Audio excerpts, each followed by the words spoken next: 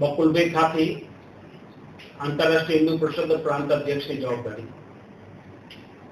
લીંબડી મહાનગરની અંદર લીંબડી નગરમાં નગર યાત્રા 41મી કૃષ્ણ જન્મોત્સવ યાત્રા નીકળી રહી છે.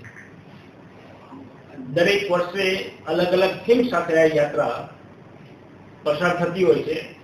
આ વર્ષે 1500 બાલકાનાની મૂર્તિ 1500 ઘરની અંદર પ્રસ્થાપિત કરવી એ પણ સાથે કાર્યકર્તાઓએ 1.5 મહિના પૂર્વેથી એની તૈયારી આરંભી છે.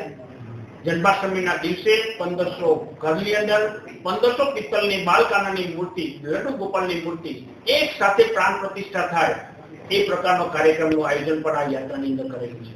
75 ફ્લોટ સાથે યાત્રા નીકળવાની છે.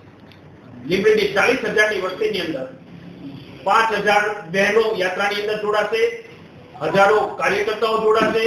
સાથે સાથે 75 સુશોભિત ફ્લોટ સાથે આ યાત્રા નીકળવાની છે.